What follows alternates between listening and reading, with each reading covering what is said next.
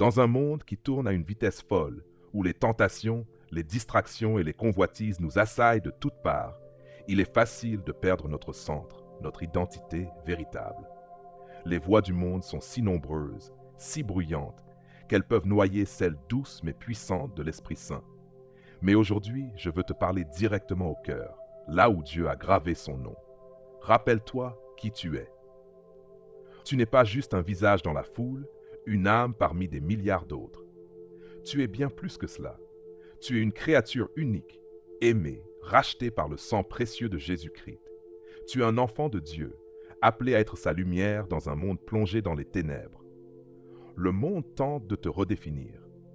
Le monde autour de toi cherche constamment à te redéfinir. Il te dit que ta valeur réside dans ce que tu possèdes, dans ton apparence, dans tes succès ou dans l'approbation des autres.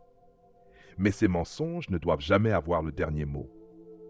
Le monde peut crier aussi fort qu'il veut, mais il ne changera jamais cette vérité éternelle.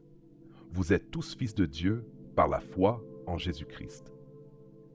Galates 3, verset 26. Chaque jour, Satan essaie de te convaincre que tu es trop petit, trop faible ou même sans importance. Mais Dieu murmure une autre vérité. Je t'ai créé avec un but, je t'ai choisi pour accomplir quelque chose de grand. Lorsque tu te sens perdu, lorsque les pressions du monde deviennent étouffantes, rappelle-toi cette parole de David. Je te loue car je suis une merveilleuse œuvre. Tes prodiges sont grands et mon âme le sait bien. Psaume 139, verset 14. Tu es une œuvre d'art divine, façonnée par les mains mêmes de Dieu. Ne permets jamais au monde de t'enlever cette dignité. Rappelle-toi qui tu es, rédimé par le sang précieux. Imagine un instant ce que cela signifie d'être racheté. Cela signifie que tu as été libéré d'une vie d'esclavage sous le péché. Cela signifie que Dieu a payé un prix incalculable, son propre Fils, pour te ramener à lui. Chaque cicatrice sur le corps de Jésus, chaque goutte de son sang versé, est une preuve tangible de son amour pour toi.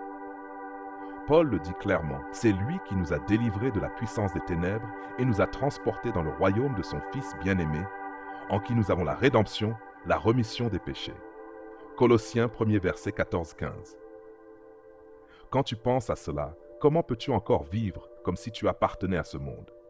Comment peux-tu encore te conformer aux valeurs du péché et de la convoitise? Tu es libre maintenant. Libre de servir, de donner, d'aimer sans limite. Libre d'être tout ce que Dieu t'a appelé à être. Soyez différents. La lumière dans les ténèbres. Jésus a utilisé une image simple mais puissante pour décrire ce que nous sommes appelés à être. Vous êtes la lumière du monde. Une ville située sur une montagne ne peut être cachée. On n'allume pas une lampe pour la mettre sous le boisseau, mais sur le chandelier, afin qu'elle éclaire tous ceux qui sont dans la maison. Matthieu 5, versets 14-15.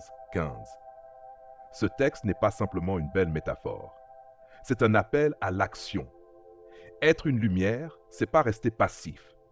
Ce n'est pas attendre que quelqu'un vienne frapper à ta porte pour demander de l'aide. Non, être une lumière, c'est sortir dans les rues sombres, aller vers ceux qui souffrent, qui se sentent abandonnés, qui ont perdu tout espoir.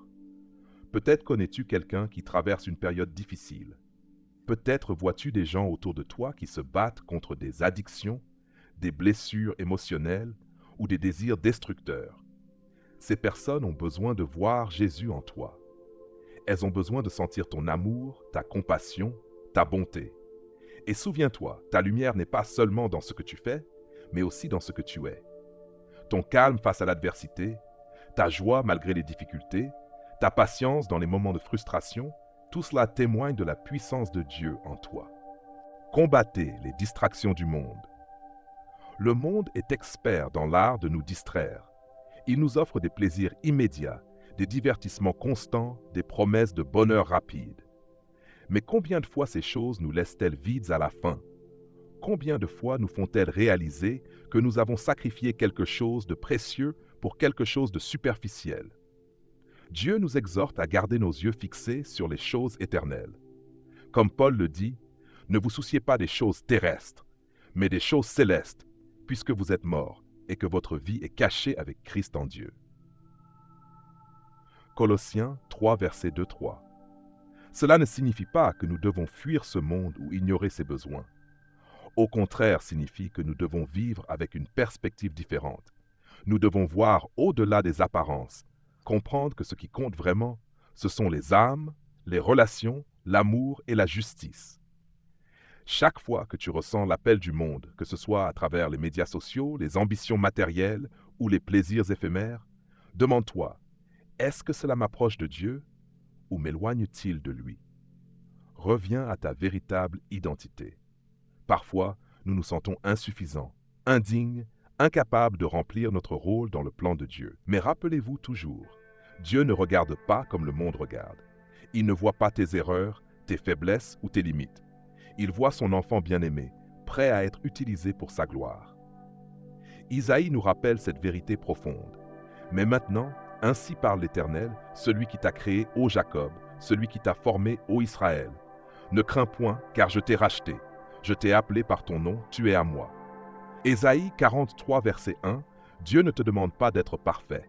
Il te demande simplement d'être disponible, d'être prêt à obéir, à marcher avec lui, même lorsque la route semble difficile.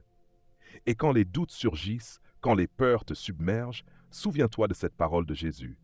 Venez à moi, vous tous qui êtes fatigués et chargés, et je vous donnerai du repos. Matthieu 11, verset 28, il est toujours là pour toi, toujours prêt à t'accueillir, à te relever, à te restaurer. Alors aujourd'hui, je t'encourage à lever les yeux vers le ciel. Rappelle-toi qui tu es vraiment.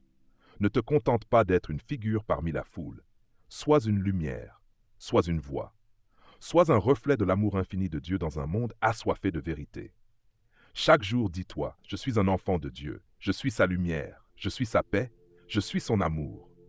Va changer ce monde, non pas par tes propres forces, mais par la puissance de celui qui vit en toi. Et chaque fois que tu trébucheras, chaque fois que tu te sentiras découragé, reviens à cette vérité fondamentale.